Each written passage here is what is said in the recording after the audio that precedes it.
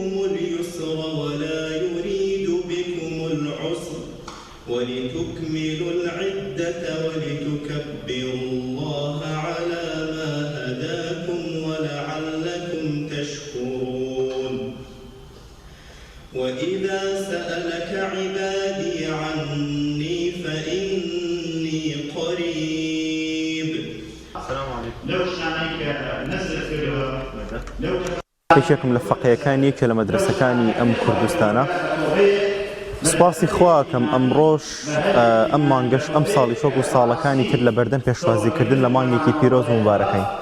هەموو خەڵک کە داخلی ئەم مانگە ئەبێ و نزیکە بێتەوە لە چوونە نێو ئەم مانگە پرۆژەی تایبەتی هەیە. ئێمە شۆک و فەقەیان کۆمەڵێک پرۆژە و بەرنامە و شتی تایبەت بە خۆمانمان هەیە. لەوانە مەدرسەی ئێمە وەکو مەدرسەکانی تریان توانم بڵێم جیاواز لە مەدرسەکانی تر لە مانگی ڕەمەزانە خوێندن و تەدریسی حوجرە ئەوەستێ تەنها لە خزمەتی قورئان و خەڵکی مزگەوتەکەمانە ئەبین. هەرێکێ لە فەقەکان بەرەو مزگەوتێکە چێ بۆ ئەنجامدانی تەراویح بۆ خەڵکی مزگەوتەکە و لە مزگەوتی خۆمان و تارمان ئەبێ و بۆ شەوانی قەدر بەرنامەی تایبەت و جیاوازمان ئەبێ. السلام علیکم وەرەحمەتوڵڵاه.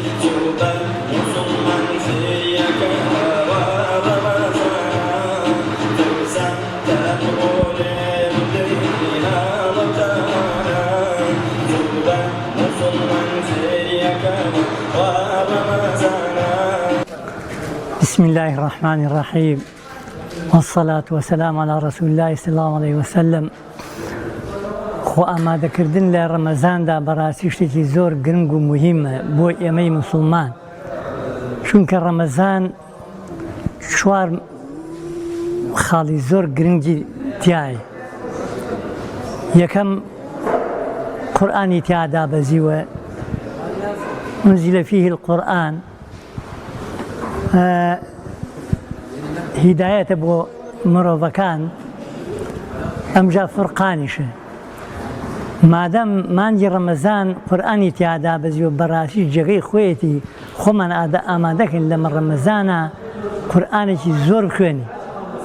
ئەمە یەکەم. دووهەم ڕۆژوگرتنی مانگی ڕەمەزان. پێغەمبەر صلی الله علیه و سلم فەرمێ هەر کەسێ بە ئیمانەوە ڕۆژووی مانگی ڕەمەزان بگرێ خوای گەورە لە هەموو گوناهەکانی ساڵی پێش و ساڵی دواتریشی خۆشە بێت.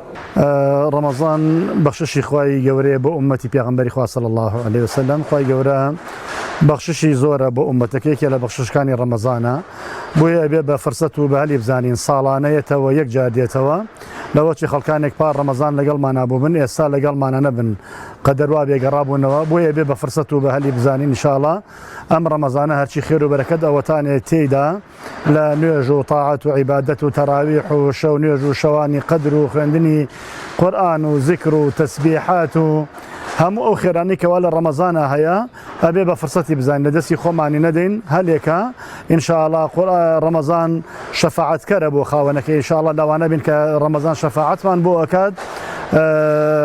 شەو ڕۆژی ڕەمەزان خوای گەورە گەردنەکان لە ئاگر ئازادەکە، ئومێد دەکەین ئینشاءڵڵا بە فرسەت و بە هەلی بزانین دوعای زۆر بکەین کە خوای گەورە ناومان تۆمار بکە لە ناوی ئەوانەی کەوا گەردنیان ئازاد دەکات لە ئاگری جەهەنەم. بۆیە ئەم هەلو فرسەتە کە دەرفەتە و سەلەفی ساڵح دوعایان بۆ کردووە کە خوای گەورە بیان گەێنێتەوە ڕەمەزان. ئەگەر خوای گەورە دەرفەت و مەجالی ئەمەیدا بە ئەو هەلو فرسەتە لە دەستی خۆمان نەدەین، هەمووی بە تاعەت و بە عیبادەت ئاوەدانی بکەینەوە، سات و کاتەکانی بە شتێک کە خوای گەورە لێ ڕازی ئاوەدانی بکەینەوە ئینشاءڵڵا.